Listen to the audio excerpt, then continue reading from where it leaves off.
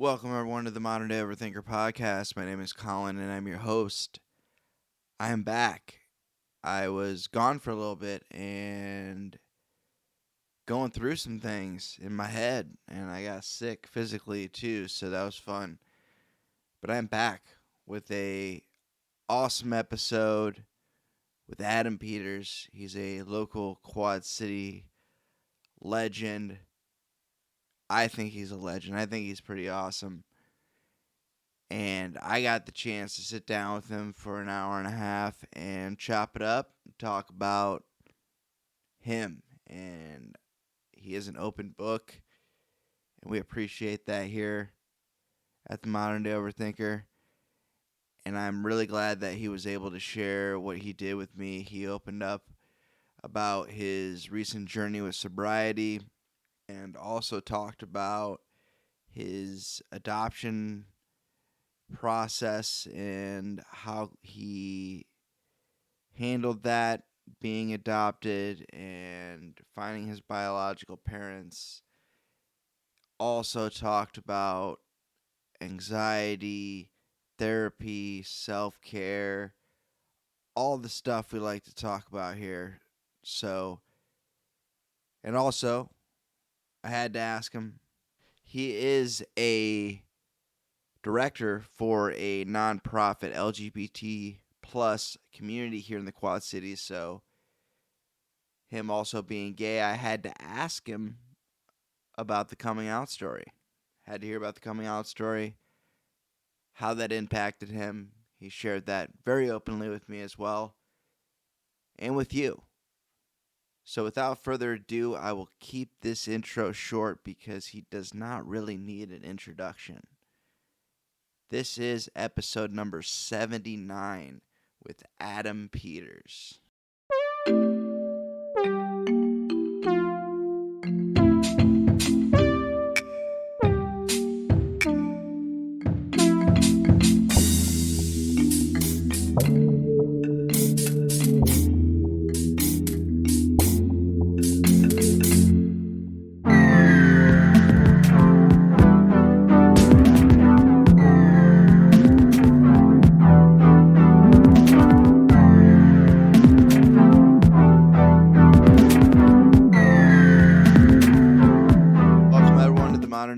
Podcast. My name is Colin, and I am your host. This week's episode is with Adam Peters. Adam, thank you for joining me tonight. Appreciate it. This is like 6 months in the making.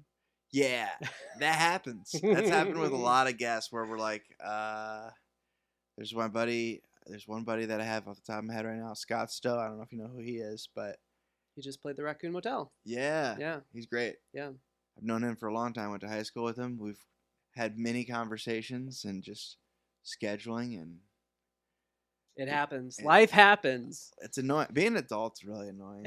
Yeah. But I appreciate you being here. And before we get started, you're someone like me. It seems like it'd be a common theme with my guests lately that you do a lot of different things. A lot of different things, yeah. So it'll make it a lot easier if you introduce yourself and kind of give people the Cliff's Notes, I guess, the rundown of what you do. So the Cliff Notes version is, I'm Adam Peters. I currently am the Director of Operations at Clock Inc. LGBT Plus Community Center based in Rock Island. Okay. That's my current full-time job. Tell us a little bit about that, though. Yeah. So Clock Inc. is a community center for LGBTQ people in the Quad Cities and actually beyond. We have people coming from Rockford, Iowa City, Muscatine, Clinton. Yeah, we have 8 hub. Yeah, we have 8 different support groups. We've got free and reduced professional counseling, gender affirming clothing closet, a little library. We have a youth area with all the board games and video games you could dream of. We've got all these different events that we're putting on throughout the year. Just regular fun events, but also informational events, educational events.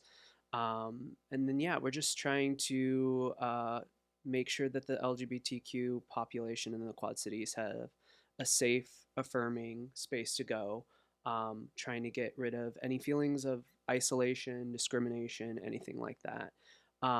This is my first foray in the nonprofit world, and Okay. I've worked there for 2.5 years, and it has been a roller coaster of amazingness. It's fairly new Yeah, too. so it's been around for 5 years Okay. only. And my thing is, I grew up in the Quad Cities. I'm gay. And I never had anything like Clock. Yeah. So to be able to work there now and see what we're doing and see the impact is deeply rewarding. Oh, Like, I bet. worth getting up every single day and being like, wow, I put good things in the world. I do good things. Yeah, So purpose. yeah, it's really nice. It also is really scary too, because sometimes you're like, oh yeah, we don't have a lot of money, so hopefully we're gonna have enough money to keep the doors open. So Yeah. that's scary, but I love it. So that's one component. How I kind of got into that work was through politics. Okay. I've worked on 3 different campaigns. I worked on Pete Buttigieg, who ran for president in 2019. He was in the primary Mhm. and up and coming guy. Really liked what he stood for, and I worked for him for 10 months. Worked in Iowa and California. He got out of the race, and Mhm. then Daddy Joe Biden was the Yeah. was the nominee after the pandemic started, and I got back in it with him. Worked in Pennsylvania for Biden's campaign, and then I worked for a guy named Admiral Mike Franken. He ran for Senate here in Iowa this Oh yeah. last Yep. this last election. We lost, but It sometimes we have winners, sometimes we happens. have losers. Yeah, It's whatever. that's part of the game. Yeah, so I do politics. I've How'd helped. you get into the political game? Honestly, it was kind of the 2016 wake up call. I have always enjoyed politics, college, like even in high school, I liked following Yeah. it. But I always was on the sidelines, just kind of watching it go by. Iowa, we're the caucus state, so we get all the presidential Oh yeah. candidates. And I've always followed that. But when 2016 happened, I felt like I didn't do anything about it, didn't like the outcome. So I said if I got the opportunity, I would try to do more, maybe in volunteer capacity. But then the presidential primary came around, and I started looking at candidates and had kind of narrowed down to 3. I was either going to be a Warren supporter, a Pete supporter. I'd previously supported Bernie, but I was just kind of looking for something that could break through here in Iowa because we start everything off. Mm-hmm. Um, and yeah, Pete had a lot of momentum. yeah, he did. We were very excited to work for him, and yeah, he's got a bright future. So it's not the end by any means, but yeah. So Yeah, he's what, like 40? yeah, Like, and he's the Secretary of yeah, Transportation. yeah. So So yeah, he's going places. yeah, I bet. But yeah, so I wanted to get involved, and yeah, I started volunteering, and then next thing you know, I applied for the campaign and got a job, and that's kind of the story. It just How'd you survive by volunteering? How are you making money? So at that time I was living in Iowa City, and Okay. I was managing a restaurant full time, Okay. but then also doing show choir work, which is the third component that we Yeah. haven't talked about. Um, that's us 4 months of my year, which is a lot of time and a lot of hard work, and I make money doing that. Mm-hmm. So, yeah, that's how I sustained myself. Okay. But I wasn't a volunteer for that long. Like they were hiring people, and I was one of the first people hired in Iowa. Oh, so you only had to do probably like a few It was like weeks or something? it was like 6 7 weeks, Okay. and then I was hired.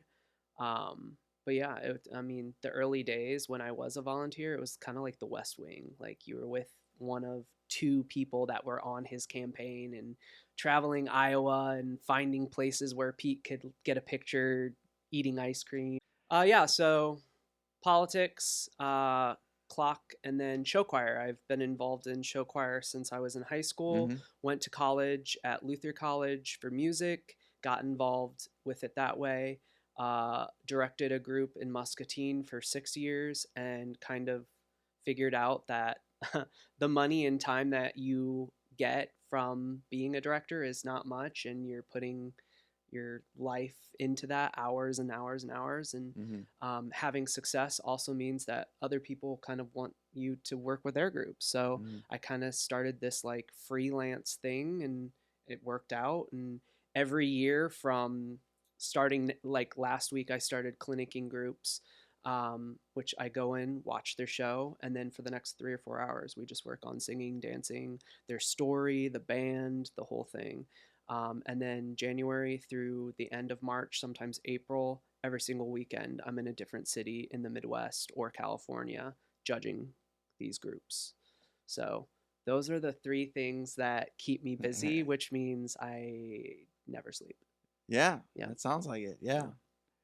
So one thing I wanted to kind of bring up out of the gate was like the first thing that you brought up to me when we were talking was like you recently, and that's something I could talk about forever Yes. too, is you recently decided to take the sobriety journey. Well, not recently, within the last year. I mean, that's recent. I mean, It is. Yeah. But depending on where you're at, a couple days could be a long time. It just depends on where you were at and that, before you decided to get sober. So I always like to hear like what came about or what got you to that point where you're like, okay, this seems appealing, or this seems like a good idea, or stuff's going downhill. What kind of led up to it? Yeah. Well, first I want to say, when you originally asked me to come on the show in May, and I was like, yeah, I could do that. I literally dropped the ball on purpose because I felt like coming on this show and being newly sober and like not knowing if I was going to actually like stick with it. Yeah. I was like, I don't want to do that. So like that's why You put the pressure on yeah, yourself. yeah. So like that was like a mental thing that I Makes was sense. like, Yeah. So I just want to say that because that's interesting to me now because I'm like completely on the other side. Yeah, you I'm look like, back on it and you're like, oh. yeah. But for me, I was never like a heavy drinker. I definitely would go out and have fun with friends. I worked at a bar basically my entire 20s, server, manager. And yeah, I had my fun weekends, but like it wasn't like I was going home and downing bottles. Like Yeah. wasn't addicted. Um, but when I started political work, that's when things started to change. That's where the relationship with alcohol started to really change. And the stress, because when you're working on a presidential campaign and you're working pretty much every day and you're working with a core group of people and you're working 14-hour days with each other, that end of the day blow off steam is go to the bar, have a few drinks, and that ramped up more. And then, if we wouldn't go to the bar because we were like dead tired, I would be anxious. I would go home and be like, okay, well, I'm gonna have a few drinks because I need to like wind down. wind down. Mhm. And I didn't realize it then, but like I was like starting to use alcohol as the like medicine, soothing me, and so that's where it started. The relationship with alcohol changed. And then COVID hit. And I feel like there were two things that happened with people. Either people really like saw this as an opportunity as self-improvement, which like at the beginning I like saw the glimmers of like, I'm gonna get healthy, I'm gonna get a six-pack. But then like you're locked down, and like it was me and a roommate, and she was awesome. She's one of my dear friends. But like once it was 5 o'clock, we would break out the wine, we would start watching Tiger King, and we would just get like drunk every single Tiger night. King COVID was That's a different time. Like whoa. Yeah. We just got like drunk for 6 weeks straight. Like literally just like sitting in our house hoping we wouldn't die. But yeah, so like again, like it just kind of started escalating. You saw the progression. Yeah. And I didn't see it then. Well, not right away. Yeah. Yeah. But that's now I see it. So that changed it. And then it sounds like you felt the progression. Yeah. And now you see it. Exactly. After that, I hopped on Biden's campaign, and as much as that was a cool experience, like it was a remote job for the majority of it. Mm. So I was in my kitchen every single day, um, working with volunteers from across the United States, thousands of them over Zoom for like 10 hours a day, which people know how maddening being on Zoom is. Oh yeah. Like working with strangers you don't know. I mean, it's crazy. Oh yeah. So like there again, I'm alone. I'm de-stressing with drinking vodka sodas before bed, like drinking three and being like, I'll just go to sleep. Mm-hmm. And then coming out of COVID, wanting to be more social, I had just moved back to Davenport. Actually, I never lived in Davenport. I've always lived. I grew up in Walcott. Okay. I had lived in Bettendorf once, but I lived in Iowa City for 7 years Okay. and LA for 1 year. Okay. So I moved to Davenport to do the remote work on Biden's campaign. Mm. And, COVID started letting up. We could go out and be humans again. Yeah, and I yeah. really wanted to experience what the Quad Cities had to offer. So I was being very social, going Yeah. out, meeting people, having drinks with people, and getting drunk a lot. Like, Yeah. just like going out, having a blast. And it was fun, but it also made me into like this anxious, just not great functioning human. Mm. And that alarm actually started to go off in me. Like, I was just anxious all the time. I would be thinking like, oh, like, let's get to the end of the day, I'll have a few drinks and be fine. Oh yeah. And I'm like, I was at least not that far gone that I was like, I think I might have a problem. Like, I think this, and I started actually talking about it because I have people in my family who are in AA. Who my cousin just did 9 years. Yeah. She's been sober for 9 years. My aunt went to Al-Anon because of my cousin. Yeah. Like we have deep ties to the sober community and AA. Yeah. So I kind of knew like, and I had no shame in talking about it too. Like I would go to my cousin and be like, "Am I an alcoholic?" And she would ask me all these questions, Yeah. but then It's be only like, you exactly. know. She would ask a whole list of questions, but then at the end, like, well, only you know. I Yeah. don't think you are, but like, maybe. Yeah. And I'm like, oh, that's not a great answer. Yeah. You know? I need a for sure thing. Yeah, like just tell me. Like Yeah. I'll figure. Yeah, it doesn't work that way. No, it doesn't work that way. Yeah. So that was just like, wow. Like it just kept getting louder and louder inside of me.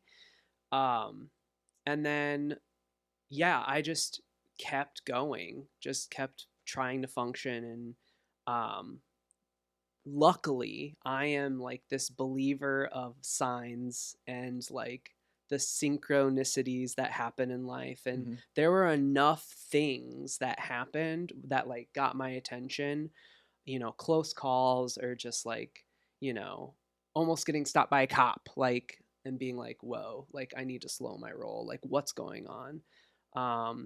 And I started really being open about being sober curious and talking to people about it and hearing a lot of good stories, but then also a lot of people being like, it's just a few drinks, like you can go and have fun and you can moderate and Yeah. But I'm like, in my brain I'm like, I don't think I can. Like I also don't remember who I am without this. Yeah, and you don't want to play the game. Exactly. So it was I actually have props because I like again there's these very specific signs that happen. So on July July 5th I was going on a run, and I love running, and running has been like therapy to me for the last 10 years. But as I'm drinking, like running doesn't suffice anymore. It makes you feel you better. Still would run, yeah, but it just but like it doesn't get through the anxiety, like because I'm drinking enough where like it's ruining the anxiety. Yeah. So I started a run, and I had just had a conversation with someone about possibly thinking about quitting drinking, and I put my music in, start the run. There's this song called Tom Thumb, And one of the lyrics is, I know what you're running from. I know what you're running from. And as those lyrics are about to get sung in my earbuds, I see this shiny coin on the ground on River Drive. And I didn't think about it because I don't know, I was running. I didn't want to stop. But then it just was like lightning. I was like, turn around, go see what it is. And as I did, and I go down to pick it up, the I know what you're running from, I know what you're running from lyrics started. And I pick up this coin, and it is an AA chip on the ground. This AA chip.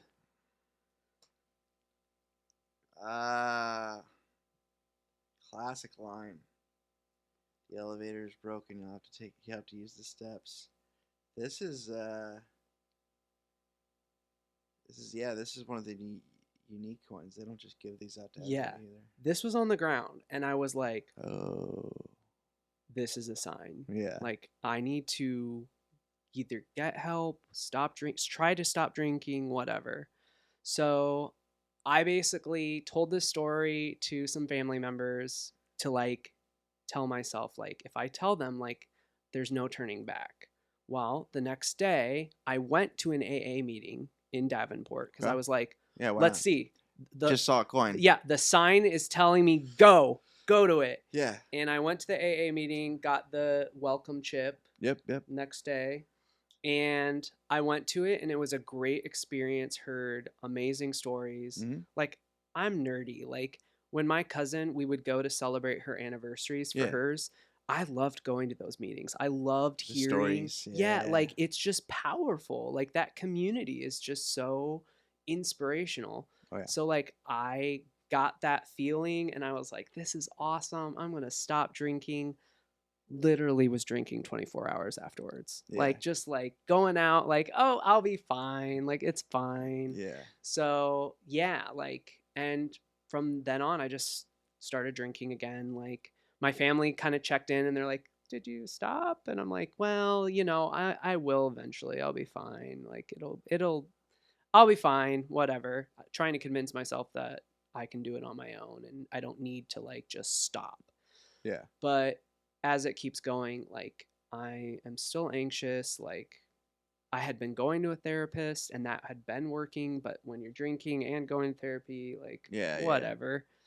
And then, so I went to a wedding in Austin, Texas that December, and it was a really fun, kind of interesting wedding where they did a lot of really thoughtful things, not just with the couple, but like with the people that came, and they all had us write intentions for our next year.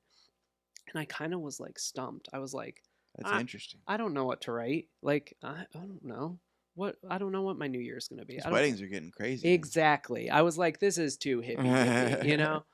But I just stared at this piece of paper forever, and not even thinking. I did not intentionally write it, but I just wrote, 2023 will be sun and sober. And I was like, okay.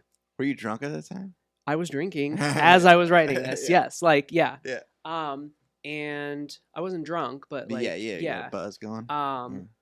So that was the beginning of December, and again, holidays come around, lots of drinking. Yeah. And then New Year's came around. I was with a lovely group of friends on New Year's. We had drinks. It was great. I wasn't like completely annihilated, but I had enough drinks where I woke up on January 1st and my head hurt. Mm-hmm. And it was like this siren was going off in my brain, and I literally could hear something, someone, my brain, my consciousness, I have no clue, literally saying, it's now or never. Like, if you don't quit now, like, you're gonna waste your life. And I stopped drinking. On the 1st? The end. Yeah, on the 1st. Oh, that's awesome. Yeah. So very cliche. Yeah, I'm coming on. But I didn't know. The night before, I didn't think I know. Cheers, this is my last drink. Yeah, I know. Like, that was not in the plan. And I just woke up and I was like, it's a new year. We're going to do this. And yeah, first 3 or 4 months, I was like, I don't know if this is a forever thing. Mm-hmm. I told people like I'm going to quit drinking for a while. I told the people in my like immediate life, like my roommate, my best friend, I was like, "Hey, I'm going to stop drinking. I'm going to try to stop drinking for the entire year. I Mm-hmm. need your support." Like, and they're wonderful, so lovely.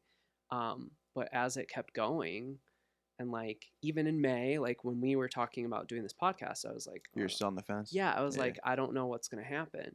But now I'm like, When do you think it got to the point where you're like, okay, this is, I'm over the fence a little bit more? I think it was um I had a birthday party. My birthday's in July, but Okay. most of the loved ones in my life that I would want at a party, they do the show choir thing, so they travel and teach kids how to dance, and that season is starts in June. So I have my birthday party in May, even though my birthday's in July. So I had the birthday party at the end of May, and having that loving group of people at the Raccoon Motel, we had a concert, we had a kickball game, it was amazing. Um, and having them like not be sober people, but me be sober the entire time. And I was like, yeah, I can do this forever. And also, I want to do it because like I am a better human without it. Mm-hmm. Then in July, I like started doing yoga and was like, wow, I'm a much better functioning human being without alcohol in my life. So, like, I just have no intention of ever starting again. I don't want to be that former human. And I don't think I could continue. I don't think I could moderate. So, like, why even try? Yeah. So, that's kind of where I'm at. Like, if I ever, like, I also have the wisdom enough to, like, if I ever have a problem, like, AA is an option. I don't go to AA. The last meeting I went to was the failed one in July of Yeah. last year. Yeah. But I know it's there, and if I ever need it, I'll use it. Yeah. So It's good to have tools. yeah, And also knowing people in recovery too that you can talk to is nice. Like yeah, people that can relate to it. Yeah, I kind of feel the same way about when it comes to drinking. Because my thing was like the substances that were involved with drinking, so I had to stop drinking because it opened Pandora's box. okay. Um, I so remember you saying that. yeah, Yeah, so I was like, I should just because I tried to convince myself if it was just alcohol, I'd probably be fine. But I don't even know that anymore. I'm just like, why risk it when yeah, things are so much better without it in my life? absolutely. And one thing I wanted to do a callback, a little comedy term for you. You brought up going to therapy. So as far as the therapy is concerned, how did how long have you been going to therapy? Is it like an off and on thing, or is it more of a recent thing? What kind of brought you to that point? I started therapy after the Biden campaign ended. Okay. So I worked 4.5 months on that campaign. It was one of the most stressful jobs I've ever done in my entire life. Mm-hmm. The election ended, and then I was just like in my apartment all the time because like COVID was still a thing. Yeah. Um, and I was not happy. Isolating. I was like, it was not good. Like my mental health was poor. Like I was just not happy. And I knew I had been thinking about going to therapy to talk about stuff Mm-hmm. and had never done it. And I thought it's now or never. And we had health insurance through the end of the year. So Oh I hell yeah. started the process of finding a therapist, but I actually didn't finish. I just on it was it was 12/31/2020, and I hopped in my car on New Year's Eve and drove to California because I used to live there. And I was like, I don't want to be in Iowa right now. And I literally drove. I'm crazy. I drove 20 hours straight, stopped in west of Denver, and got a hotel on New Year's night. And was in the hotel. It was the last room available. I get to the room. It's dirty. Like there's a belt. I was like, is somebody in here? Yeah. Like I called down the front desk. They're like, yeah, we weren't sure if it was dirty or not. But I'm like, can I get my money back? They're like, no. I'm like, what the hell? So Yeah. I slept in my car for an hour and a half and then drove the rest of the way and got to California early the next morning. And I stayed in California for a month with my former roommates and like went running every day, tried to get my head in the game. Mm-hmm. But I mean, ultimately, I came back and found a therapist and started talking slash also lying about drinking. So Yeah. yeah, like I did some good work, like past like childhood stuff, but like also I was not being honest with them about like the drinking component. So as far as you brought up childhood stuff, so I Yeah. have to bring up as far as your journey as in, coming out, and it was that an early thing for you? Was it a later thing for you? Because it's always, there's always a different story. It seems like. I've been out almost half of my life now, Okay. which is crazy to think about in that way. So it was early in the sense that I was 17 Okay. and yeah, I was closeted in high school. I had a secret boyfriend that pretty much everyone knew about, but people either respected me, were afraid of me, or just didn't care enough to like not throw it in my face that they knew. Yeah. Yeah. Thank you to anyone that was in my high school that didn't. Where'd you go to high school again? Davenport West. Yeah. Oh, yeah. Yeah. At the time, it was the largest high school in the state, and that is not the case anymore. So, Yeah, it's still large, but yeah, not very large. that's good. Yeah, I mean, we had 2,400 kids when I went, and there's like 12 or 1,300 now. Wow. Yeah, so Davenport enrollment's like going down. Shout out to the Davenport Community Schools if you're Yeah. listening. People are going to Bettendorf. Yeah, PB. Yeah, PB, yeah. yeah. So yeah, I came out to close friends the summer after I graduated high school, Mhm. and then the day I went to college was like, Yeah, college. this is me, Yeah. like it or leave it. I didn't come out to my parents right away. Waited till Easter, which is a great day to come out. Because if you're a little bitch like me, not a little bitch, but like if you're like snarky like me, like I really wanted to like just be like, Mom, Dad. And I said it then, if Jesus can come back to life, I can too. Like the whole like I'm gay. You went. Except it wasn't like that. I was just like bawling. So Oh, okay. yeah, So I wanted it to be like that. To be I was like, powerful. fuck yeah, I'm gay. Performance. No. Yeah. It was like I was bawling and sad, and my mom sighed, and my dad was like, yeah, I thought you always were. And I'm like, okay. Okay, that's kind of funny. Yeah, get back in the car, drive 4 leaving, hours please. back to college, bawling. But Yeah. so that journey has been interesting. My family was not supportive in the beginning. They are now. Like Even your dad, who knew.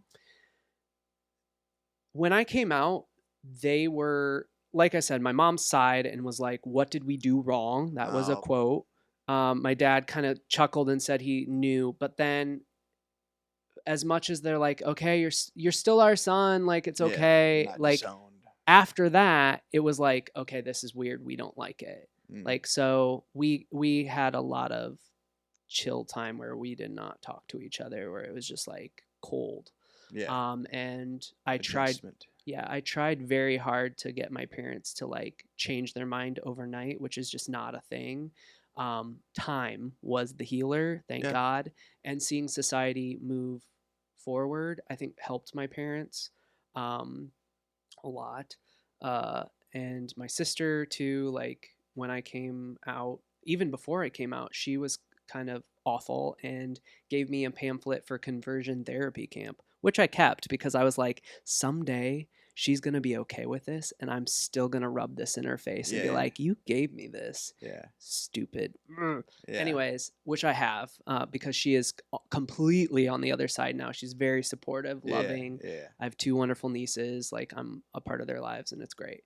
So yeah, that's kind of the coming out process for me. Like I've always been very like open about it, and it's interesting now that I work in an LGBTQ center because I would have never thought I would have been doing that at that age.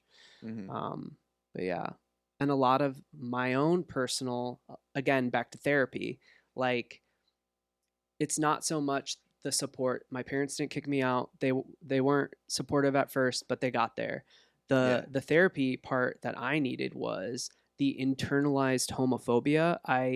Had towards yourself. Yeah, Yeah. like Heard this before. yeah. Yeah. So my parents weren't very religious, but they knew the right thing to do was take their kids to church. Well, in taking me to church when I was still closeted, I like drank the Kool-Aid and was like, God's gonna fix me. Like I knew I was gay, so I Oh. was like the perfect little Bible person, just like loving Jesus, praising Jesus, going home and asking my parents if they had a personal relationship with Jesus Christ at the kitchen table. And my mom's like, that's a little personal. We're not going to talk about that. So like I was the one You that took like me to church.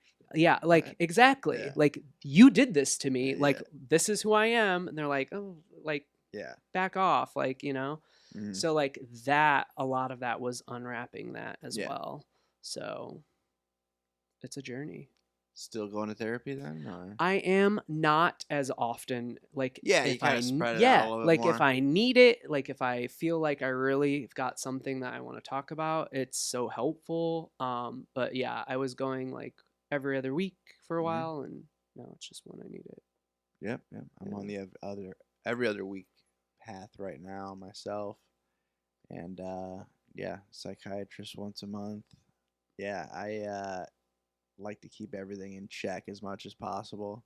That's awesome. And then yeah, the recovery and comedy. There's just I have so many outlets. The outlets Yeah. are very important to me. Yeah, And the staying comedy busy. thing is so interesting to me, Yeah. just like because like I feel like that is some people's therapy. Oh, Like for they sure. literally Absolutely. use that as where it's just like, wow. Yeah. Yeah, Dana, who has been on the podcast before, he likes to yell most of his set, but he usually yells, "I do comedy because I can't afford therapy." Yeah. Yeah. And he's joking, but it's true. Yeah. Like, not that he can't afford therapy necessarily, but that it's therapy for him. Yeah. Yeah. Absolutely. Maybe he can't afford it either. I don't know. Yeah, I used to say running was my Yeah. therapy until therapy was my therapy Yeah. because therapy. It's a great addition, exercise, Yeah. for sure. Yeah. Because I was such an I wasn't telling people don't exercise. I just was like, I'm not gonna do this. I was just kind of lazy, and I kind of had this mentality. It actually stems back from when I was younger. I didn't want to work out because I was the scrawny kid in high school, and I got made fun of when I went to the gym. That was me. So I was like, I hate this place. Yeah. This sucks. Absolutely. And like, oh, you could barely lift the bar. I'm like, yeah, Yeah. that's it. I run all the time. I go to yoga now. I love it. Yeah. You will never find me in a gym Yeah, ever. And like, but you're I'm- still exercising. yeah, but I like, Yeah. I would like to build some muscle. I would like, but I'm like, I just don't want to deal with it. Yeah. I don't care enough, you know? Yeah. Maybe someday. Yeah, maybe someday. I don't know. Yeah. I never thought I'd be it. I've actually been doing more cardio than strength training. It used to be kind of the other way around. But I don't know. I like the mental benefits, I guess, of cardio a little bit more. Yeah. I don't get that huge runner's high. I'm still waiting on that to happen. But I also used to do things that were way stronger than a runner's high. So it's like, yeah.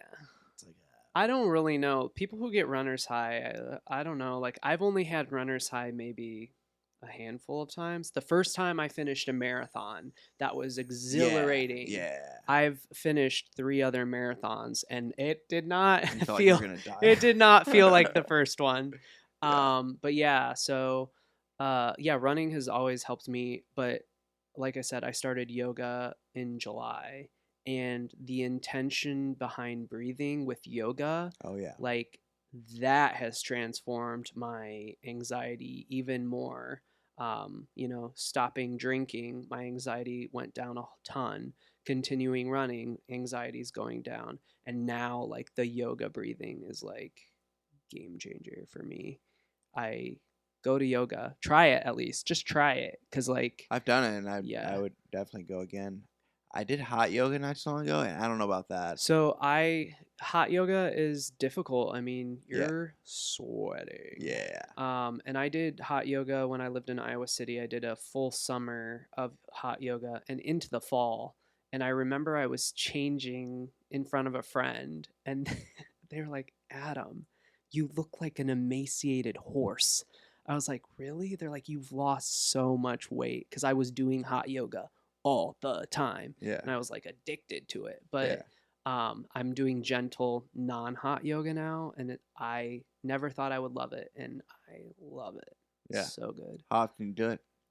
I would say five to 6 days a week, sometimes Nice. 2 times a day if I can make it work in my schedule. Here's another thing: what happens when you stop drinking? You realize you actually can wake up in the morning and like not.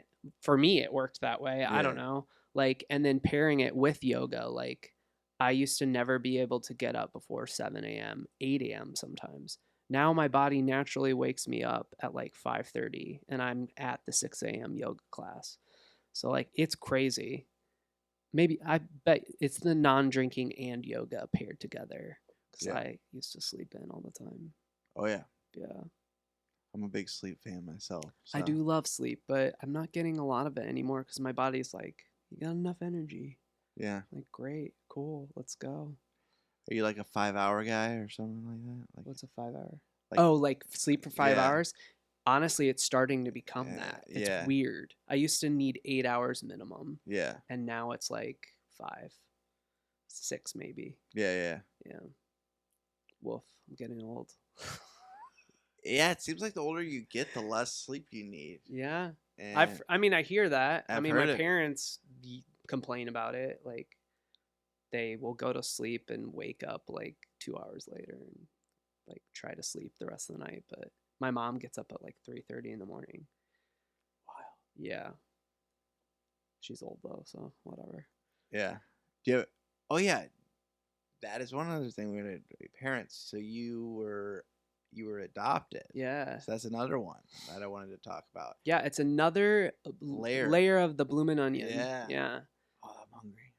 Sorry. Yum. Love a bloomin' onion Yeah. from Outback. Yeah, so I was adopted. I always knew I was adopted. My parents were both infertile, so they adopted kids. Got They it. had my sister. She's 2 years older than me, and then they adopted me. And from a young age, as early as I can remember, I knew I was adopted, and I knew that someday I would want to find my biological family, Yeah. just because Mystery. I'm a curious person. Oh yeah. My sister, on the other hand, she wanted nothing to do with it. She didn't want to talk about being adopted. I Oh. mean, there was a time I remember, um, she was in fourth grade. No, I was in fourth grade. She was in sixth grade. Someone came up to me and said, "I thought you said you were adopted." And I said, "I am." Mhm. "Oh, well, we just talked to your sister, and she says you're not." And I remember marching home from school that day, went straight to her room, which that was not okay. And I waited for her. She opened her door, came in. "What are you doing in my room?" I said, "You can lie about your life, but you can't lie about my life." And that was the last time we ever talked about adoption when we were kids. Yeah. Like, she just wasn't about it. And I was like, this is part of my story. It's cool. I Yeah. like it. So yeah, eventually I turned 18, and with the laws that I had known, Mhm. 18 was like the magic year. You could find your biological family. It was like legal to do so. Yeah. Started the process, got halfway through, and they were like, actually, the law in Illinois changed. It's for closed adoptions, it's now 21. And I was like, well, damn, that sucks. And my parents were moderately supportive. They had always told me my entire life that they would help me if I ever wanted to do it. When it came to that time, they did get a little weird about it. Yeah. rightfully so. Absolutely. Like, and we talked about it. We talked through it. And my mom was just like, I don't want us to get replaced. I'm like, Yeah. it's not about that. You No. are my parents. You Yeah. raised me. Like, Yeah. do not worry about that. It is my curiosity. It is health information. It is just understanding where I came from. Yeah. So my mom actually, to her credit, was like, well, I know they've told you have to wait a few more years, but I'm pretty sure we have paperwork that they messed up. And I was like, what does that mean? She's like, I think if we go to our safety deposit box at the bank, we have this paperwork. You can check it out and see what you can get from it. This was the age of Facebook starting to be a thing, like with adults. And so, yeah, we went to get this paperwork, and she was right. There was all of these things on the sheet that should not have been there, and they were all whited out. And all I did was hold it up to light, and I saw my biological mother's name, and I searched it on Facebook and found her right away. And it wasn't like Yeah. Jane Smith. Yeah. No, it wasn't like Jane Smith. That's good. But, Yeah. yeah. So found her on Facebook, sent her a message, was like, what were you doing on July 11th, 1988? Because I'm pretty sure I'm your son. Like, you had me. And I got a message back right away. Yep. And yeah, I grew up 15 minutes away from these people my entire life, and I never knew they were that close. The agency actually told my parents, which was a lie, that I was adopted into the Cedar Rapids area, but my biological family lives in Milan and Rock Island, and I grew up in Walcott, went to high school in Davenport. So I've met them all. You got the questions answered? Got all the questions answered. Most of them are a part of my life. Unfortunately, my biological mother and I we have not spoken in 8 years. There is some drama. Life happens. There's family drama. But I did get to know my biological father. They didn't stay together, so they were separate entities, really. And he actually just passed away this past January. I'm sorry to hear that. Yeah. He saw me 5 days sober, so that's all that. Hell yeah. Yeah, so that's good. Was he an older guy or? No, he was young. He actually died of aggressive cancer. Ooh. Real aggressive cancer. So much so that he went for a cancer checkup in September to Iowa City, and the spots on his kidneys and things, they seemed to be fine. They weren't growing. They were fine. And by the time we went back to his next checkup in December, he had a watermelon-sized tumor inside of him, and he died 3 weeks later. So it was crazy. Quick. Yeah, it was real quick. So yeah, met them all. His sister, my Aunt Dee, she's the most amazing human on the planet Earth. My grandparents are still alive. Just saw them today, like visiting, checking in with them. Yeah, it's been a crazy, fun, awesome experience just to like. And even after that, your sister's just like, nope. Yeah. Oh, we still like. She has never addressed the fact that I found my biological family. She refers to these people like, she knows who oh, like you went to Dee's house today, great. Like, but like, there's never been a conversation surrounding like when I found them, like what that was like. I would be just like you though, man. I would have been on the hunt. Yeah. It's I fascinating. need answers. But we're all different. Yeah. People have different No, I mean, emotions I'm around. not giving her shit. I'm just yeah, like, I don't get exactly. it. I don't get it at all. Some people feel like they're abandoned. And I'm like, well, I got a second shot. Like, yeah. I don't know. That's how I view it. But I'm proud of it. Yeah. Yeah, they maybe just weren't ready or I mean, yeah, that's sort of it, but not really. They were both 23. So, yeah. Again, I haven't talked to my biological mother in 8 years. Yeah. If you can kind of piece the puzzle pieces together with this one, I'm pretty sure she's not going to be watching this podcast. So, yeah. If you are, hey, sorry, it's just the truth. Yeah. You know? Yeah. So that is wild because, I've never heard an adoption story like that where somebody actually went through and got the answers and found that, and that's crazy. Like you just held up the paper and you're like, okay. Yeah. And it wasn't like a situation where it was like a tough name to find either, it sounds like. Crazier so that none of their family knew that I existed. So Oh, it was a she was pregnant okay. and she was a little bit overweight. So for the So majority of she the hit it. pregnancy, it was hidden well. And then when she started showing, she kind of left the area. Mm, And then my biological father and her did not stay together. mm. So when I found her, one of her first questions was like, "Are you interested in meeting your biological father?" And I said, "Well, I am, but if he doesn't want to meet me, Yeah, I don't want I that. don't want to like shake anything up." And she actually talked to him and he said, "Let's just let sleeping dogs lie." And I was like, "Fine, cool. He doesn't want to meet me. Totally fine with that." But we live in the Quad Cities. Everyone's in the Quad Cities. And when someone starts bringing their son around that they haven't ever had before and introducing them, so my biological mother, when we were friendly with each other, Mm.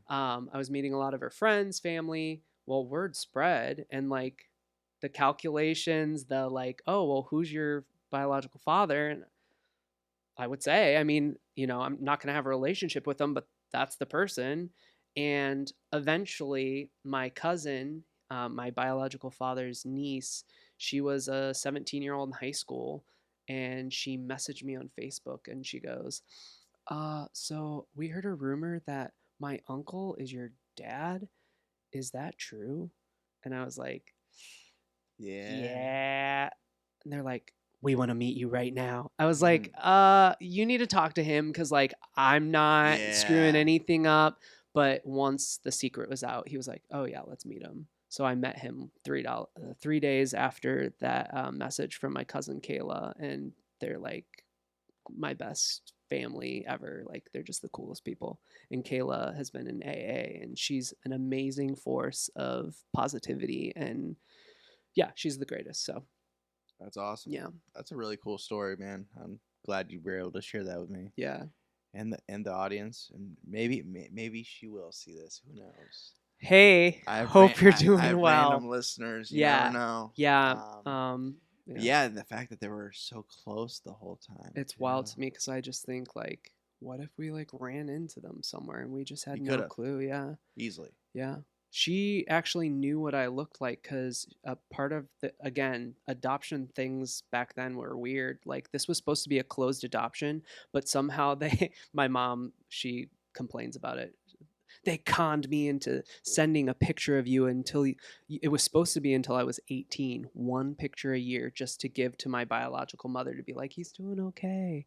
But my mom stopped doing it like when I got to high school. She was like, I'm not doing this anymore. So my biological mother knew kind of what I looked like, Mm. but yeah.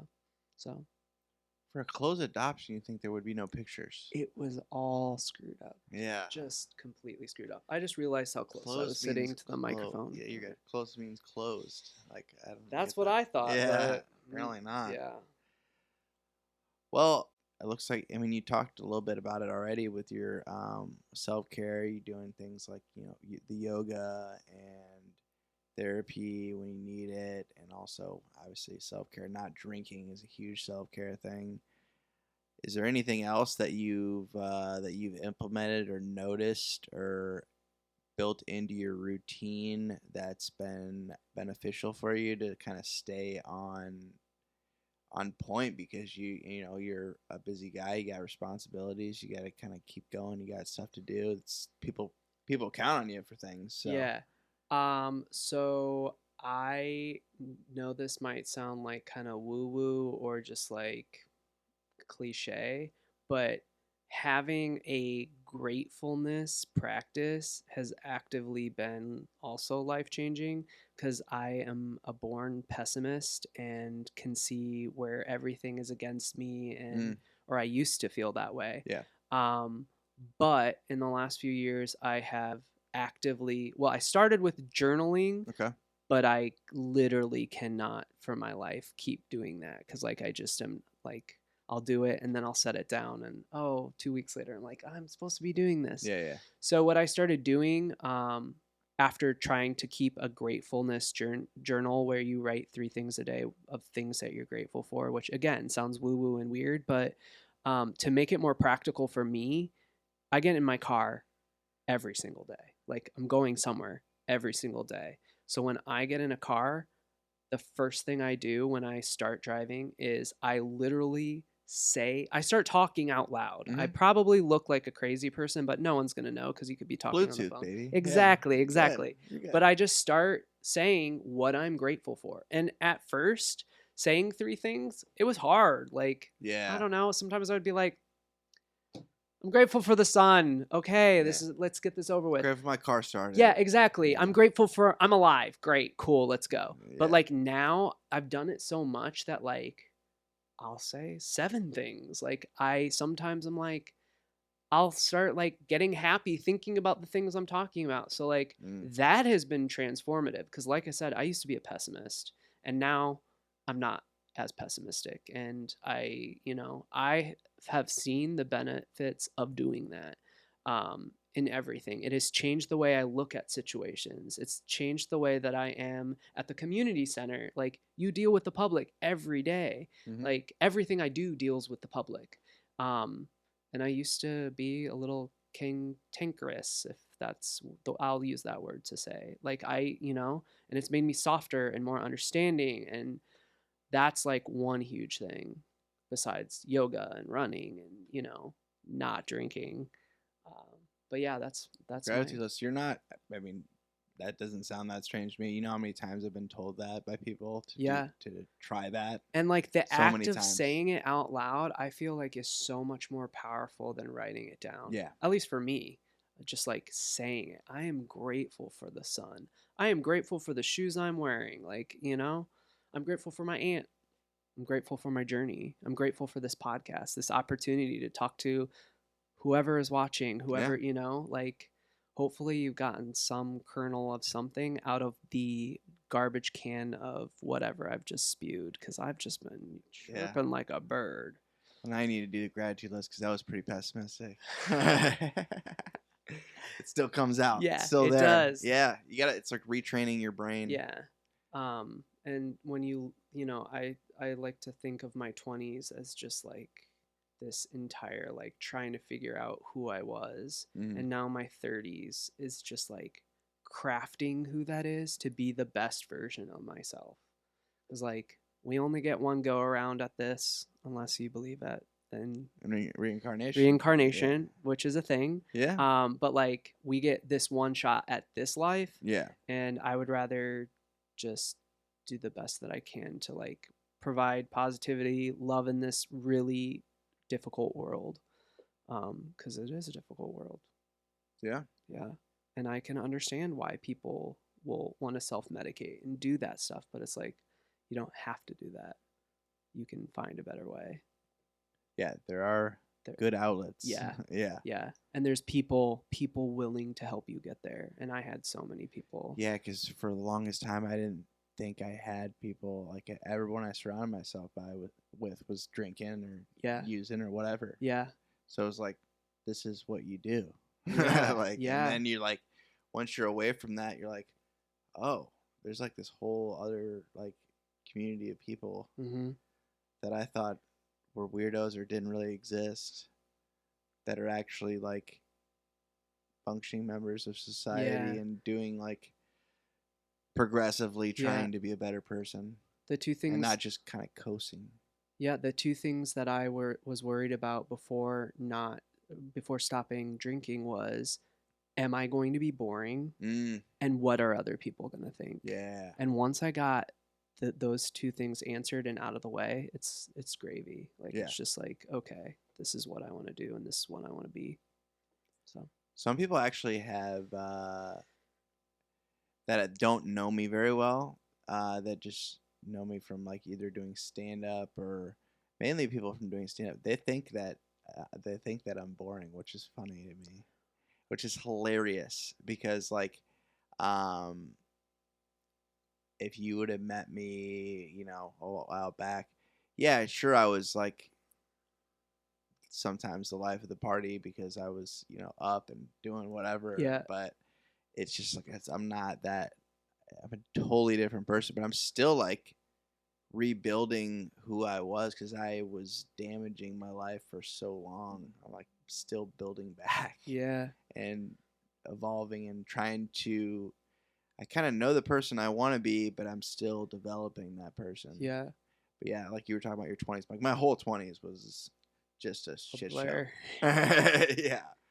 And then, well, not my whole 20s. Then 27 was when I decided to get clean, and I was like, okay. Then it's just kind of been an adjustment period ever since. Well, and to some people, what I do, my life is boring to them, which I mean, cool if that's, I mean, Yeah, yeah, yeah. but to me, it's like this is a functional life. And like the emotional immaturity that was paired with me drinking and, going out and having a blast and maybe being the life of the party, but also saying something that I regretted, feeling like crap the next day, but that extending into my anxiety for days after, like, it's just not worth it. Do And you if think some people are? I didn't mean to interrupt you. no, Sorry. it's all right. Do you think some people are intimidated by people that have kind of figured it out a little bit more? So I've actually been feeling it a little bit lately where like I've been so blessed in my life with really good friends that are not like that. Yeah. But like there are those like friends that are your acquaintance friends Yeah, maybe yeah, more that acquaintance. like I've seen there is like a coldness to if I talk about it or like where I'm like, "Oh, they either want what I have or like they're just like, okay, this is like Weird. weird, too much, Yeah. like that sort of thing." And I never want to come off like, obviously, I'm on this podcast and I'm talking about all this stuff, but like, I don't ever want to go around and be the guy that, like, oh, Adam's sober and like he'll talk about his journey. Like, yeah, I'll talk about it, but like, it's not for everybody. Like, not everyone needs to be sober. No. Like, people are not that we're crazy, but like there are sane people that can go and have a drink and be fine and go home and not have anxiety and live a great life. Yeah. That's not me. Yeah. It's not me. I can't function with it. So, Yeah. but yeah, so there is a little bit of that. And, Yeah, because I feel it too. It's not. Yeah, it's not necessarily my close friends because I have a lot of close friends. Most of the close friends that I have now don't drink either. So yeah. But again, that's like, I feel like that's a person that may feel that way, have other unresolved issues that yeah, they've got to work on. Like, there's a lot of empathy. You have to have a lot of empathy. yeah. Yeah. And I can understand it, but it's also like, start the journey somewhere, Yeah, and yeah, there's no like. I don't have a lot of bad blood with people or anything like that. Like I've kind of gotten over that. Like, cause I've worked steps. I've done the program, and I'm still in the program. I'm gonna do the steps again because you don't just do them once. FYI. The steps blow my Yeah. mind. Like the constant, like my cousin, I mean, she's always doing her steps, and I'm just like, wow, to be able to, like, the people that are in AA are the strongest people I know. Cause, like, what, yeah, just doing all the steps. I don't even know all the steps. But yeah, my biggest thing with with recovery is the community. If you're just going to meetings and you're not really hanging out with anybody, not really talking to anyone, and you might share every once in a while or whatever, but you just kind of go and then you treat it like church, kind of like some people treat church. They just go to church on Sunday. They don't really talk to anybody. They just leave. Some people are more involved in church, obviously, but if you're not really like in the fold of things, you're going to eventually just be like, oh, this doesn't work, or you'll eventually kind of be like, oh, I was going to 2 meetings a week. I'm just going to go to one. And then that one's like once every couple of weeks, and then you just kind of stop. And I've seen it happen so many different times. And because the meetings are only part of it, like the steps are obviously the reason of the program, and also just the fellowship. You'll hear the word fellowship a lot, and having that fellowship, like I have some of the best friends that I've ever had because of recovery. Well, and that's what I heard at that meeting over and over is like, if you're going to do this, you have to give yourself over fully to this to have it work. Like, if you don't, like, it's not going to work for you. No. And then on the fellowship front, like my cousin who is in AA, She's in the young people's group Yeah, yeah. too, and she started the one in Iowa City, like, so like she's found some incredible people across the nation Oh because yeah. of this and her leadership in this group. And I mean, if you would have asked her 10 years ago if you would be leading a group like this, she'd be like, absolutely not. Same. Yeah. So the benefits are there, the help is there, the people are incredible, the coffee is strong. Coffee's always strong. Yeah. If it's not, you might want to go to a different Yeah. meeting. Yeah. Yeah.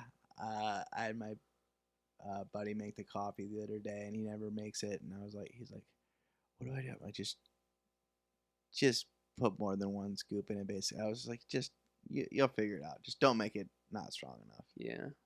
There's Otherwise going to be riots. You'll hear about it. Well, it used to be like coffee and then cigarettes. Yeah. Because they used to just chain smoke in the. I used to sing in a choir in Iowa City that met at the same time that the area AA group did, and we would be on a water break, and we would see all of these people walk past, and I think the first time I experienced it, I said, is the meeting done? And they're like, oh, no, they're all going to smoke. I was like, that's like all of the people. Yeah, some of the meetings have a smoke break, Yeah. because that's one thing, like a lot of, especially drinkers, especially if your main thing was drinking, not always, but lot of nicotine addiction there, and that's when you're coming off of everything else that you're trying to come off of, that's like the hardest thing to do at the same time, because you're just gonna feel like garbage. Yeah. And it's just a scary thing to get off. Nicotine's so bad. I am so glad it was never really my thing. Yeah. I've always been mainly it made me feel like shit most of the time. Yeah. And I'm glad. My friend had me do chew once, and I threw up. Oh yeah, first time I chewed, I threw up too. He was like, "Are you okay? Your face is green right now." I'm like, "No, I'm gonna puke my guts out." Yeah. Oof. Yeah, I was riding around with a friend, and he drove like a maniac anyway.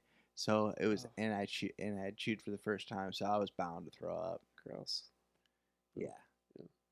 Hope I know. Yeah, I don't get it. And now there's like the nicotine pouches and stuff like that, and vaping. We don't even know. Yeah, I'm glad I avoided the vape train, because I'm just worried about like the bubble lung or popcorn lung or whatever, and like we don't know what this is gonna do, and but make wise choices. I don't know. Yeah. Like, I guess it might be better than nicotine. We don't know. Yeah, we don't know. We do not know. I mean, there is nicotine in it. Yeah. That's the thing. But is it better than smoking? I think so. But is it still bad? That's the thing. Yeah. Yeah. It's a damn mystery. We're going to find out in probably the next 5 to 10 years how bad it really is. Yeah. Because there's so many people that, oh man, they're just always constantly reaching for their vape. Everywhere you go. Well, and at first, like, when they started coming out in those boxes, like, I had no clue. Yeah, I was like, what the hell are these things? What's going on? And now I see them everywhere, so I'm like, okay. Yeah, and now they're more like, you can easily put them in your pocket. It's not a huge, like, some people still have those, but, which is insane to me. Cool. But yeah. Yeah. What are you looking forward to in 2024? 2024. I would say my career path is kind of adjusting. I'm working on building my own business right now, just doing social media marketing. That's awesome. Management, and a little bit of website stuff here and there. I have some background with that, so I've been helping people with rebuild their websites. I went to school for marketing. I'm a big internet nerd, so it just makes sense. Been doing that on the side, but also like been kind of working my way up with my 9 to 5. I do employee benefits, working the customer service call center side of things, which is weird doing from home now. Yeah. But yeah, so career growth, but also I want to take the podcast to another level. I eventually want to get a little bit better video setup where like it kind of well, I'd have to have somebody running it. That's the problem. Yeah. You have to have somebody, like, everybody has like their guy or whatever. And it's really not hard to do though. It's just like a tablet. You just switch the cameras back and forth of who's Yeah. talking. Shane has that set up, I feel like. Maybe? I don't know if he does or not. But yeah. We need to call out Shane. He hasn't recorded a podcast and He poked me on Facebook yesterday. that's hilarious. And I was like, what is this? It's still a 2007? thing. What? So I poked him back, and then like a half an hour later he poked me, and I was like, okay, I've had enough poking right now. Yeah. But it was so good to be poked by him. I Yeah. love him, and I hope you as well. I haven't seen him in a while. Yeah, yeah. yeah. He got a different job. He's Yep. working a lot. Mm-hmm. But yeah, 2024, I want to focus more on some self-care stuff because I want to do more, whether it's yoga or meditating, more breathing exercises, because those definitely help me, and I've done them. I just need to be more consistent about it. Yeah. Keeping up with the therapy and staying in therapy, and then just also continuing to get out of my comfort zone. That's where comedy came into play. Yeah. And it's really helped me, and I'm doing more shows that I like hosting shows now. So I'm doing like an open mic that I'm hosting. I've had people a couple of different places reach out to me about running them, and it's just kind of been opening the door, and I have a good time with it. It gets me out of the house, gets That's me doing awesome. something. Yeah, there's that, and then continuing to keep up with the gym routine. I kind of switch it up, but just doing something. I would like to get into more of a daily exercise routine of some sort, whether it doesn't have to be me going hard every day, but Yeah. something. Yeah. During the summer, I was doing a lot of walk. I would just go for, like, if I didn't do anything, I would just at least go for a walk around my neighborhood. Something. Yeah. One, to get out of the house. Two, just to move. Moving is very important. It is really important. Yeah. Yeah. 'Cause it's so easy for me, like, working from home. Everybody's like super jealous of me working from home, and I get that, and I try to be grateful for that. But at the same time, it's like it could get pretty lonely, and Yeah. also just very isolating Absolutely. at the same time. Yeah. Been there, done that. I have to watch for Oof. that. So I've honestly thought about doing like finding like a co-working space I can work out of. Yeah. Occasionally, to work on, whether it's just my side business or 9 to 5 or whatever. I'd have to talk to my company about security stuff because I deal with benefits. So Gotcha. Yeah. but I want to at least have a place where I can go to get out of the house to work, whether it's my side work or regular job. Yeah, staying busy, but also not overwhelming myself, and finding a balance. I talked a lot about balance today, and I had therapy earlier today, so we talked about balance and not overextending myself and burning myself out, because I do it all the time. Wow. Yeah, I mean, I feel like I am very similar in that sense, where Yeah. like I either want to go hard, or like then you're like, I don't want to do this at all. Yeah, I just don't want. Yeah. I just want to like disappear for like a week Yeah. and not talk to anyone. Sometimes that's, especially in like the public facing Yeah. stuff that I do, like there's times when I get home and I just hit that bed, and it's not even like tired, it's just like I don't want to talk to anybody. But yeah, like there is, ways of dealing with that, and yeah, usually when that happens, I'm not doing something in the self-care Yeah, exactly. itinerary that I do. Yeah, where you're just always working and you're not doing anything else, and because it can be an escape too, like we were talking about earlier, running from your problems. Yeah. And what are you running from? And yeah, it's really easy to get caught up in in work, especially if you have a lot of different things going on. Yeah. And that's kind of what happened to me recently. I recently just had a burnout where I hit a wall, and I was just like, oh shit.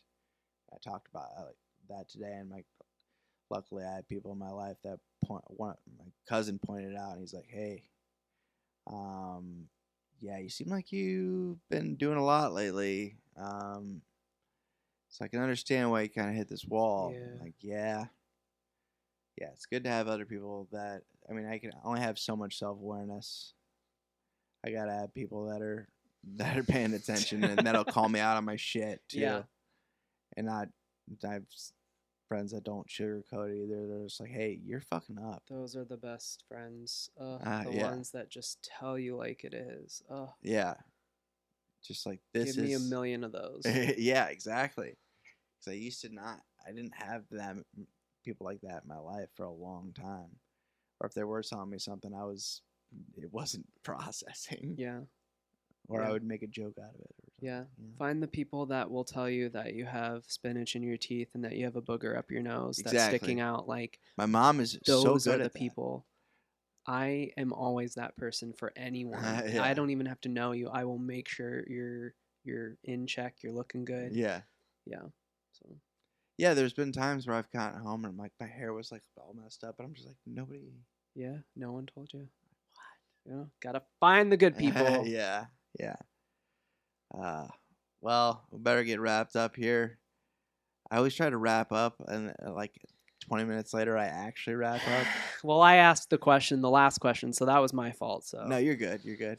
There's a couple things I need to chop out of there anyway. So, but yeah, it was really good having you on. It's good to be back. Because I had to take a little break there. Because I didn't have COVID, didn't have strep, didn't have the flu, but they're like, you have something. Here's some steroids. I'm like, sweet. So now I gotta go to the gym more. There's some kind of gunk going around. Just, like it is, yeah. Yeah, it's just lingering for a couple weeks, and then like Friday, I felt like complete garbage. Well, like just got a fever, and I thought I was getting better, and like as long as you're not as long as you're fever free for 24 hours and start taking these, you're good. And I've been good. It just kind of like restarting the whole like and it messed up my anxiety. Like I got like fever brain. My head was all, I was like, what is going on? And I think that it was a little bit of burnout too.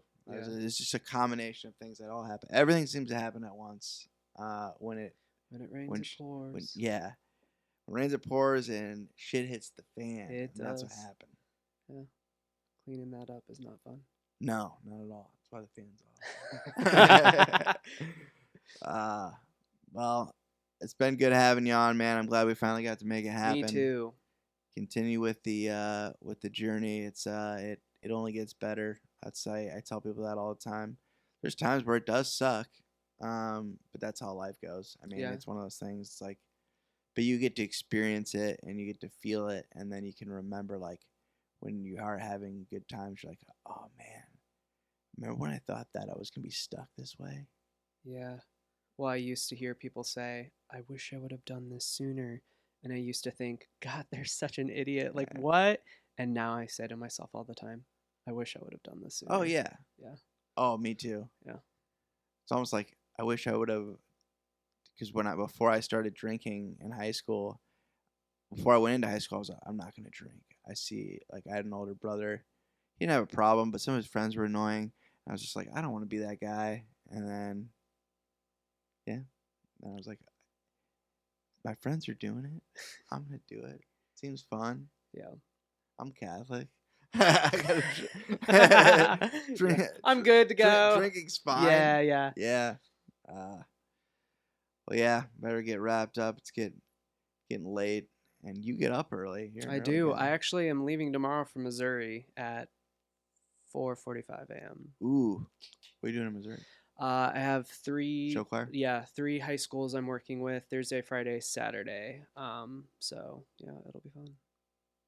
So you just work off referrals basically now at this point? Yeah, I mean, essentially, I judge the competitions, and I'm in front of kids there at critique judging, and then the people are like, "Oh, you you know what you're talking about. Let's have you come next year. And so, yeah, I work in like 15, 16 different states and different groups every year. Most of the same competitions I judge every year. It's great. I love it. It fills my cup, makes me really tired by the end of it. I'm done with traveling, but then I'm back in the Quad Cities for spring. I miss winter. There we go. That's awesome. Yeah. Fuck the snow. Oh yeah, I agree.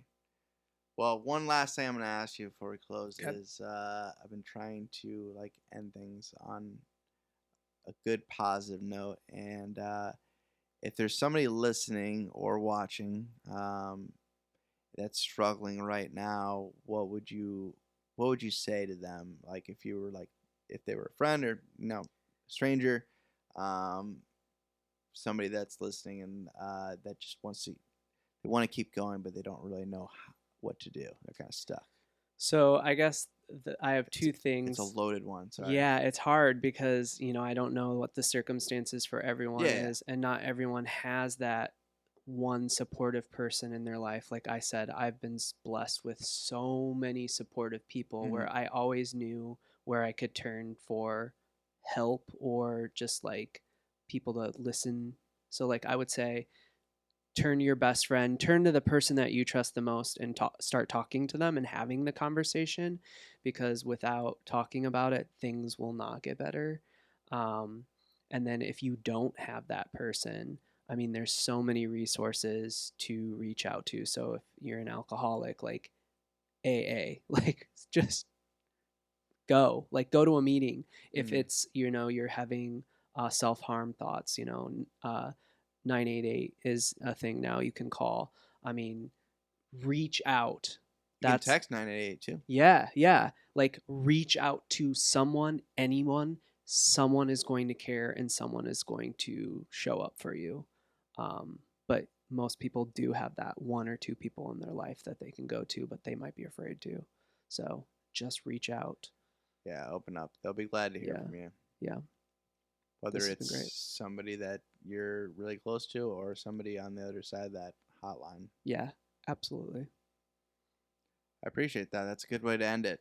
So, thank you everyone for tuning in. Until next time, I'm Colin, and this has been Adam Peters, and it's been a great episode. Take care, everyone. Peace out.